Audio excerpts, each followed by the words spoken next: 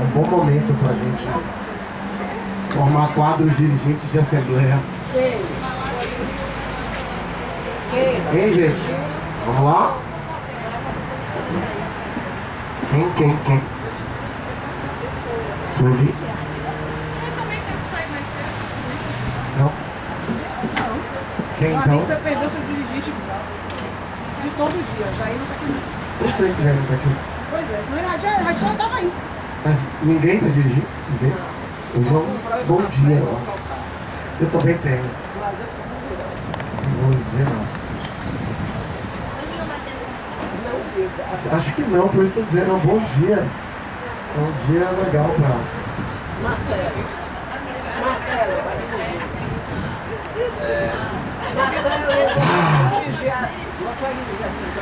Não, porque, observe, como a gente está retomando, nós inclusive colocamos basicamente informes. Então não tem muita coisa para debater, a gente tem que inclusive marcar já hoje, né, se a Assembleia poder bater determinados pontos, eu acho. Sim. Então vamos começar, eu vou dirigir, também não dirigir, não tem problema. A gente que está chamando a Assembleia, nós levamos um período grande aí sem se encontrar, principalmente por conta da questão do processo eleitoral, que a gente sabe que torna a vida de todo mundo bastante atribulada e a gente precisa voltar a se organizar, né? Assim, retomar o processo de organização. E a gente, durante esse período, aconteceu uma série de questões que a gente precisa, primeiro, informar, segundo, debater, né? Tentar compreender o que aconteceu, falar um pouco da conjuntura, inclusive política, do pós-eleições, né? Do que aconteceu nas eleições. A polarização das eleições, ela tem um reflexo grande em todos os setores e nossa categoria não foi diferente, né? Ainda tem alguns reflexos acontecendo, né? Para vocês terem noção, eu vou colocar isso no informe, mas terça-feira eu fiquei conversando com um colega da JF até quase 2 da manhã, trocando mensagem para ele até quase 2 da manhã, em função de uma postagem de um diretor do sindicato que ele colocou na página dele, então deixando claro que aquela postura é a postura dele, não é a postura do conjunto da direção, isso tem que ficar claro para todo mundo. Então assim, abrir para esses questionamentos, né? A conjuntura como um todo, a questão dos reflexos de greve aqui, negociação de disparados, mobilização, enfim, e a própria campanha salarial que ainda continua em andamento, com todos os problemas que nós temos tido, mas ela está ainda acontecendo. A gente queria, por isso que a gente estava procurando Silas e Maurício, que eles começassem falando, porque semana passada a gente conseguiu encontrar com o presidente, mas aí a gente vai trazer tudo o que aconteceu de lá para chegar a esse ponto para poder apresentar a situação. Maurício está de férias, não é isso? E Silas foi fazer uma doação de plaquetas, por isso que não está presente. Então, a ordem que a gente traz para os informes, eu acho que talvez seja campanha salarial, né? Depois da campanha salarial a gente fala dessa questão dos reflexos dos disparados aqui no TRE e, por fim, a gente pode fazer uma discussão sobre essa questão, dar uns esclarecimentos sobre essa questão da campanha eleitoral, da conjuntura nacional e internacional, talvez seja para depois, que aí assim, se der tempo. Você vai ficar no sol? Não está incomodando, não. Você topa vir aí? Dá pertinho. É que eu saio mais cedo. Então vamos. Pode ser essa ordem? Pode. Então vamos começar com os informes de campanha salarial. Sueli, quem? Quem campanha salarial dá os informes? Mas os outros eu não vou dar todos. Da negociação dos disparados e tudo você vai conversar. E desde o início das decisões é para você se organizar, ou você não decide. Então deixa eu falar sobre campanha salarial. Sobre campanha salarial, gente, ontem na CETASP, na Comissão de Trabalho, Administração e Serviço Público, foi aprovado 7920, acho que todo mundo deve estar sabendo disso, tá? Só dar os detalhes da situação. O relator Policarpo, ele tinha apresentado o relatório antes, acolhendo as emendas 2 e 3, salvo engano, seria da conversão de técnico, mas não precisa ser mago para saber o que a gente tinha dito que ia acontecer, aconteceu, né? Então a Ana Júlia tomou o plenário ontem e pressionou, né, para que se chamasse uma audiência pública. Então, não vota o projeto, chama audiência pública para discutir isso aí e tal, não sei o quê. E aí, assim, esse clima, né? Antes disso, não sei se todo mundo viu, mas imagino que é na Júlia, não sei, mas foi um deputado, né? Conforme foi dito do outro lado. Um outro deputado apresentou um conjunto de 13 emendas. Umas emendas, assim, malucas, completamente absurdas, né? Mas que a gente também sabia que ia acontecer, né? A gente tinha chamado a atenção de que isso não era uma possibilidade, isso ia acontecer. Dissemos e de fato não foi surpresa.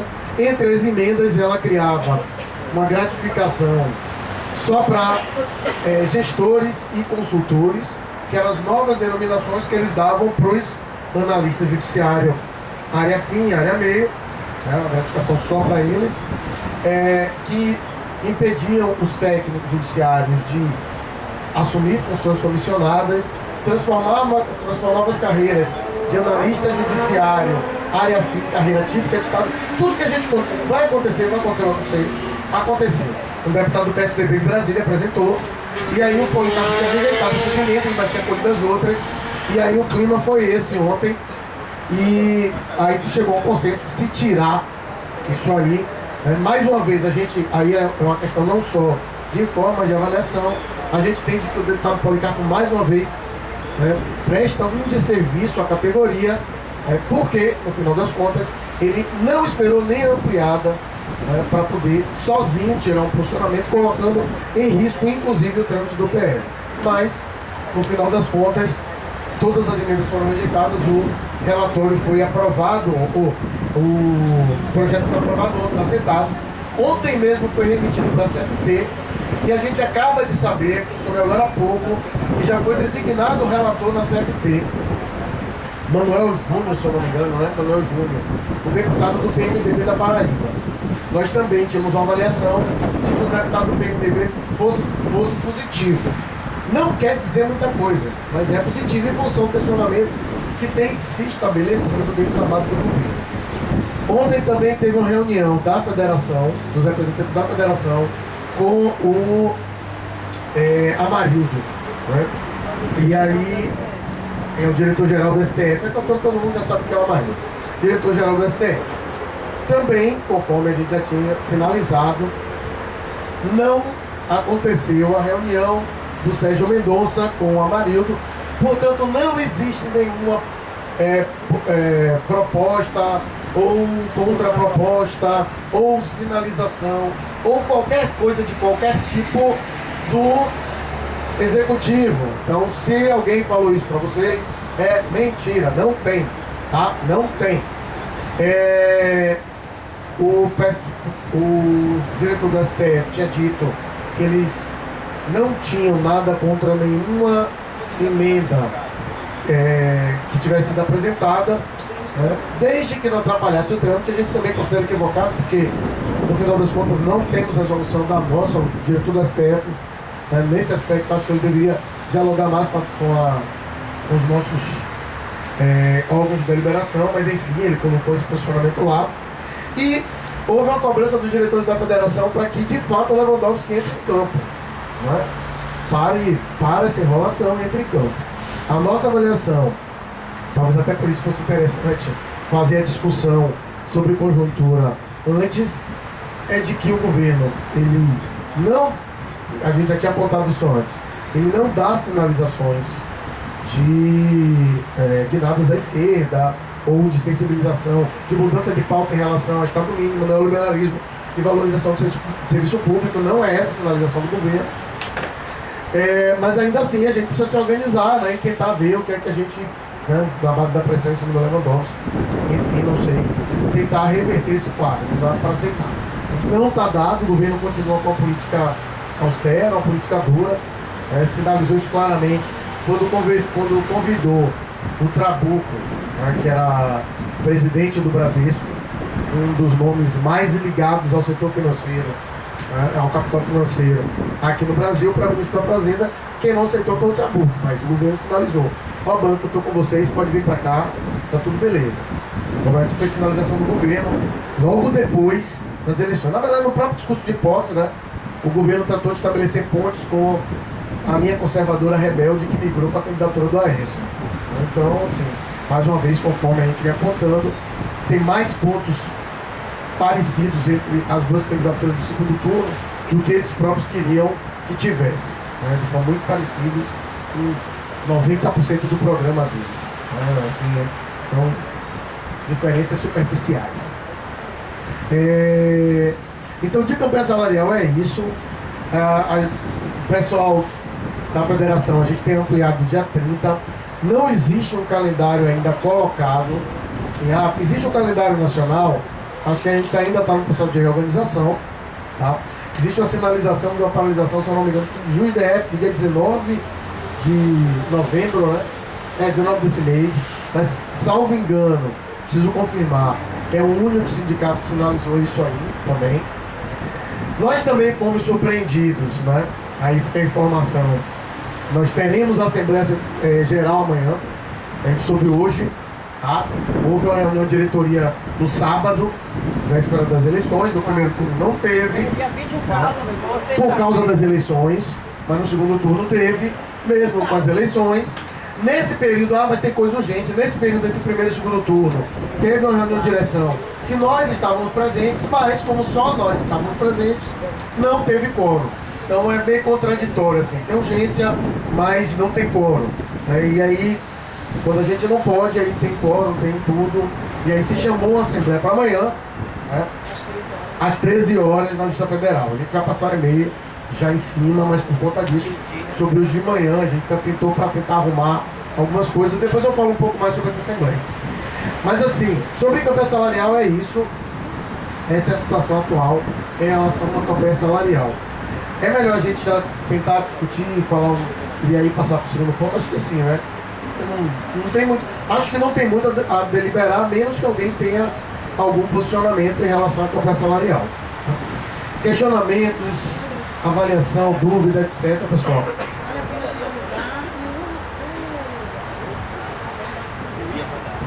Sim, importante. Pessoal, outra coisa. O governo, essa semana também, aprovou uma verba suplementar, certo? Aí essa verba suplementar, ela gerou muita confusão dentro da categoria por conta de uma nota do diretor, lá do antigo diretor do Sejuf Rio, diretor da federação, nosso amigo de vocês, Oceano, né? A nota dele era dúbia o suficiente para dar uma indicação de que esse crédito suplementar seria um crédito relativo ao 79,20, o que é uma falácia absoluta. Primeiro, porque o crédito diz respeito ao orçamento desse ano. Não só isso, já é suficiente para a gente perceber. É desse ano. É um crédito ao orçamento desse ano. A gente está discutindo uma proposta orçamentária para o próximo exercício, para o ano que vem. Não tem nada a ver. Segundo, esse crédito ele é pulverizado. Se vocês forem olhar o texto, e no anexo está disponível inclusive no site do Planalto, ele trata de diversos órgãos públicos, não é só do judiciário. É um crédito suplementar que, para vocês terem noção, eles não corrigem nem o reenquadramento da JF. O retroativo do reenquadramento da JF ainda não foi pago, os tribunais federais, até hoje, e não está o valor não está nesse complemento. Então não tem nada a ver com isso. Isso aí é auxílio alimentação, tá? Assistência médica, essas coisas. E tem um pequeno crédito, esse sim de pessoal, que diz respeito apenas ao STF. Tá? Então, não tem nada a ver. Esqueçam. Da mesma forma, é importante dizer, já colocar, uma nota que saiu no site da federação, talvez alguém tenha visto, e já foi retirado. É porque assim, ó, na federação funciona com plantonista.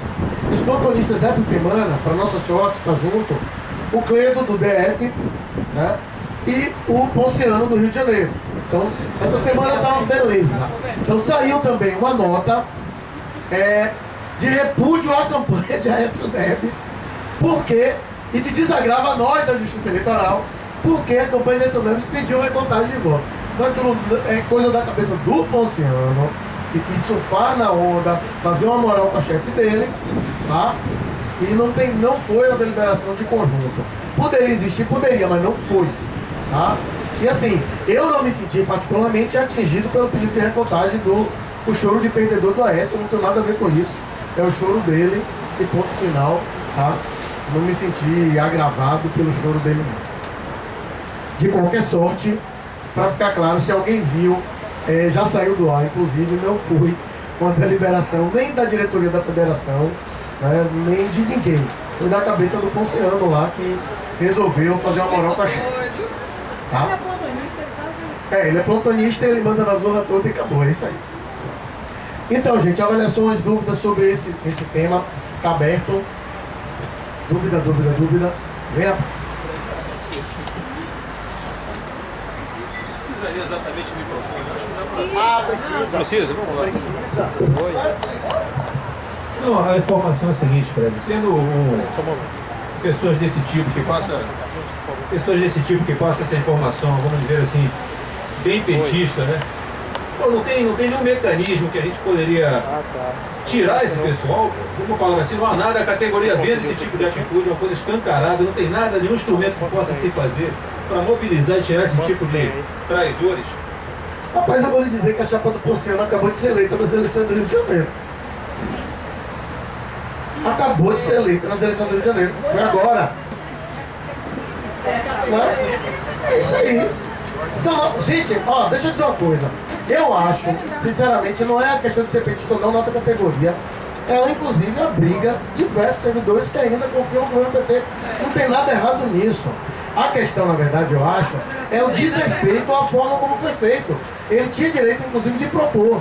Ele não pode pegar o site da federação e usar como se fosse o quintal da casa dele. Concordo. O que aconteceu hoje foi que os outros diretores conseguiram, de fato já saiu do ar. Não está mais lá. A gente está já esclarecendo para não ficar... Ah, quem foi que fez isso? Foi ele. Mas o que eu posso te dizer é que a direção do Rio de Janeiro acabou de ser eleita. Ponto. Agora, foi eleita esse ano. Não tem nem 6 meses que foi eleito. Então não dá para tirar o cara. Né? Na verdade, deixa eu te dizer mais. Deixa eu te dizer mais. Eu só adiantando.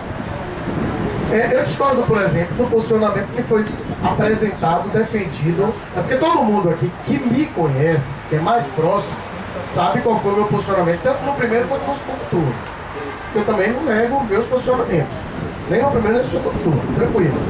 Para vocês não me viram, em momento nenhum, pegar o microfone numa assembleia para fazer defesa do meu posicionamento, nem no primeiro nem no segundo turno. E nós vimos diretores do nosso sindicato fazer. Seja, tá errado para mim, seja defendendo o voto no AES, ou defendendo o voto da Dilma. Isso aqui não é um palanque, por favor. E aconteceu. E aconteceu.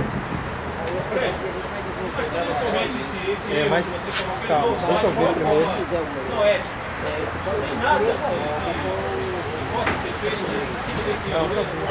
Veja só, deixa eu também colocar. Há algum tempo, a gente tem que trabalhar com a realidade. Há um tempo atrás, no último mandato da federação, tinha um dirigente lá que a situação foi bem mais complicada, que envolvia dinheiro da federação, uso do dinheiro da federação, etc. E assim, se instaurou uma comissão para poder verificar isso. O negócio foi tão empurrado com a barriga, porque sabia que não, vamos pautar, vamos avaliar no plenário, vamos avaliar no plenário, etc. Se empurrou tanto com a barriga que chegou no Congresso e não tinha sido definido nada. Então, no final das contas, o cara devolveu a grana, acabou o processo e tranquilo. Então, o que poderia ter? Ele poderia, de fato, se levar a situação para uma plenária e tal, não vai dar em nada. Entendeu? Ele foi cobrado na direção. Mas de fato não vai dar em nada. Gente, a situação é muito parecida com a que a gente vive aqui. Aqui, nas contradições do nosso sindicato. Não dá em nada, a gente não dá em nada. Maioria é maioria, e aí cada um usa como quer, acha que é democrático. Mais alguém? Mais alguém com relação a alguma dúvida, gente? Alguma dúvida? Então podemos passar para o segundo tempo, para o segundo ponto? Ah, sim, eu esqueci de falar. Em relação ao campeão salarial ainda, também vocês devem ter visto que saiu a liminar, né, da ministra Rosa Weber, garantindo que a proposta integral do judiciário fosse avaliada, né? Qual é o problema que nós vimos na decisão? O problema, na verdade, é o seguinte: quando você tem um projeto de lei orçamentária, ele vai para o Congresso, né, como todo orçamento, né, o quanto eu tenho de dinheiro, não quer que eu vou gastar. Quando ela diz que a proposta orçamentária, só que o judiciário, o que ele faz é uma proposta de gastos que tem que ser incorporada pelo executivo, até porque quem arrecada, na verdade, né, a União é o executivo. Então, quando ela fez isso, ela disse: ó, tá aqui, você precisa apreciar essa coluna de despesas do judiciário. Mas a proposta orçamentária em si, ela não foi ajustada para que essa coluna de despesa ela tivesse inserida. É como se eu digo o seguinte: você vai ter que gastar 2 mil a mais, mas não digo de onde é que você vai tirar, nem digo que você reveja de onde é que você vai tirar. Só digo para o Congresso o seguinte: aprecia aí na íntegra a parte do judiciário. Aí, só que se você não diz de onde vai tirar, aí também, né, volta a mesma situação, mais ou menos, que já aconteceu lá atrás. Quer dizer o seguinte: tá, beleza, você tem que garantir essa grana daqui, mas vou tirar da onde? Então, meio que você faz metade do trabalho, não faz a outra metade, e facilita para o Congresso descer a tesoura, tá? Tinha mais um ponto que eu não tinha comentado, foi que o Lewandowski reforçou ontem, né, que não aceitaria negociar o reajuste dos magistrados sem negociar com os servidores, né? Mas assim, também nesse período vocês viram o que aconteceu, né, do fato de certa forma, os juízes, né, e de uma forma inclusive vergonhosa, o desembargador do TJ de São Paulo, ele assume que o auxílio moradia é uma forma indireta de dar reajuste salarial, e ele fala isso claramente. Ele pega o microfone e diz o seguinte: olha, o juiz não dá para ir todo dia em Miami comprar terno. Ele falou isso. E eu preciso ter um carro bom porque eu represento o Estado brasileiro, tá? Então eu preciso ter um carro bom, eu preciso comprar terno, eu preciso ter um sapato decente, e não dá para todo dia em Miami comprando, né?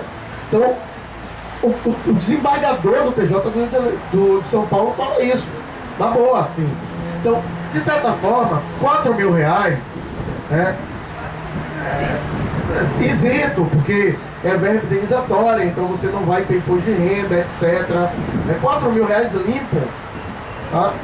De certa forma, os juízes estão se ajeitando, tá? E aí, assim, o Lewandowski também não disse qual é o posicionamento que ele vai adotar caso os ministros consigam, porque os 2 projetos foram aprovados ontem na CETASP, tanto o nosso quanto os magistrados, e remetidos para a CFT. Ok, se for aprovado dos ministros nosso não, o que acontece? Que ele precisa se mexer, e ele não sinalizou nesse sentido. Então, a pressão dos dirigentes foi para que ele entre em campo de novo, né? Já que o Sérgio Mendonça, ontem a Eugênia estava lá na DG do STF e o Amarildo ligou e o Sérgio Mendonça tinha saído. Não está aqui não, saiu. Eu não estou conseguindo falar com o Serginho sumiu, né? Cadê o Amarildo? O Amarildo apareceu, mas o Serginho sumiu, né? Então, sobre a liminar da ministra é isso, é mais um fato político. Como é um fato político, o fato de você ter um relator do PMDB na CFT com uma celeridade de indicação que, para mim, assim, não tem precedentes. Eu nunca vi tão rápido. Ontem liberou, hoje foi para a CFT e designou relator. Mas isso são só tensionamentos. De concreto, nada. De concreto, nada. É isso aí. Esqueci alguma coisa? Sobre essa questão da database, eu falei sim, acho que sim. Acho que todo mundo já soube quando, inclusive numa outra reunião ainda com o Lewandowski, foi logo no dia 8, quando a gente teve a paralisação. A gente já passou esse fórum na reunião do dia 8. Na reunião do dia 8, o Lewandowski foi questionado sobre essa questão do auxílio moradia para os juízes. E aí ele disse o seguinte, não, mas isso já está previsto há muito tempo, é um direito, só faltava regulamentar. Se vocês tiverem alguma coisa, vocês acham que é direito de vocês, tragam que a gente vai votar, vai pautar e tal. Seu direito é garantido. E aí o pessoal olhou para ele e disse assim, a database. E ele ficou quietinho e tal, ficou na dele. O julgamento da database que também aconteceu nesse sentido, foi pedido vistas.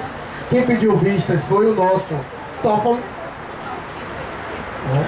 nosso ministro, o mesmo que disse que faltam 3 votos, estamos perdendo, e a gente precisa dos 3 votos, diga-se de passagem, porque existe um entendimento no STF, eles estão com 10 ministros só, falta um da vaga de Joaquim Barbosa, que ainda não foi indicado, e o entendimento deles é que para ser aprovado, precisa ter maioria. Então, como hoje só temos 10, 5-5 não foi aprovado. Então a gente tem que fazer, na verdade, 6-4. E, se eu não me engano, está 4-3. Então a gente precisa dos 3 votos. Então essa é que é a situação da gente. Essa é que é a situação da gente.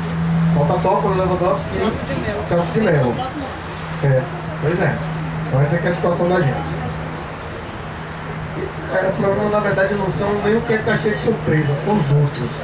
A gente já sabe para que lado vai tender se o bicho pegar. Então eu acho que é isso. Eu acho que as informações em relação à campanha salarial são essas. Está todo mundo já sabendo. Agora eu vou... Alguma dúvida, gente, ainda? Está todo mundo esclarecido? Pronto, então vamos passar para o tópico seguinte. Vou pedir para o senhor ou o Lindinaldo.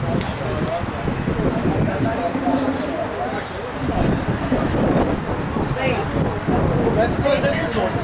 Gente, durante todo esse período aí, a gente fez a última assembleia, tomou as últimas decisões e ficamos mais uma vez de entrar em contato com o presidente e tal. Mas durante todo o período de eleição, como o Fred colocou, nós não chamamos a assembleia setorial, evitamos fazer a assembleia, chamamos às vezes algumas reuniões para discutir algumas coisas, justamente por saber que a maioria dos colegas estão envolvidos com a eleição. Então a dificuldade de participação era grande, a gente também estava envolvido com a eleição, então, que assim, quando a gente não está trabalhando, quando a gente não está trabalhando, quando a gente não está em greve, a gente está trabalhando, a gente trabalha. E eleição a gente sabe que tem muita coisa para fazer. Só a administração que pensa que a gente sabota. A gente trabalha, realmente trabalha. Então, mas mesmo durante esse período, sem chamar as assembleias, a gente continuou fazendo o que foi deliberado. Continuar tentando abrir a negociação de novo com a administração do tribunal. Então nós estivemos todo o tempo pressionando a administração para nos receber, para a gente conversar sobre o que era uma proposta e mais parecia, era uma decisão, mas que parecia uma proposta, aquele documento que até hoje é sei lá, a gente não conseguiu decifrar até hoje. Então a gente continuou pressionando a eleição, porque assim, os colegas estavam muito preocupados com o prazo fatídico do dia 5 de outubro, a gente dizia, calma, nós estamos trabalhando, nós continuamos realmente trabalhando. E, inclusive, na semana, justamente para chegar o dia da eleição, a gente já estava, inclusive, com a ação pronta, no caso de o prazo chegar, a gente não deu para a gente, se existisse realmente a ameaça de corte de ponto, o advogado, o jurídico do sindicato estava trabalhando, estava com a ação pronta para dar entrada, todo mundo, a gente estava ligado nisso, mas ainda assim, sempre tentando reabrir a negociação, que é aquela coisa, judicializar não é o melhor caminho, a gente sabe disso. Então nós estivemos pressionando, assim, mas a assessoria do presidente dizia sempre que ele estava ocupado, que não, ele sempre tem muita sessão, está muito ocupado e tal, e a gente dizendo, precisa de uma resposta, porque senão a gente vai tomar outras atitudes, a gente vai tomar outras providências. Até que saiu a decisão, na verdade as decisões, saíram 2 decisões, né? A gente, inclusive, na semana da eleição, nós tivemos uma reunião com a nossa secretária de gestão de pessoas para cobrar a questão da segurança dos colegas que trabalham fora da sede na eleição, né? Todo o pessoal do cartório que está nas ruas, o pessoal de transmissão remota e tal. Nós fizemos uma reunião com a secretária de gestão de pessoas sobre essa questão. Quem estava com a gente foi Silas, não foi, Frederico? Silas estava com a gente na reunião com Carla sobre segurança. Foi Silas. E aí, nessa reunião, a gente conversou sobre segurança na eleição e tal. E aí, no final, ela disse que a gente, né, que tinha feito uma coisa, que achava que a gente não ia ficar muito satisfeito, que não era a melhor solução, mas que havia saído, ela tinha feito no dia anterior uma reunião com o diretor-geral, com o André, dizendo que, assim, tinha ficado até às 23 horas aqui no tribunal, tomou uma decisão e tal, e sugeriram para a presidência que transformasse aquela decisão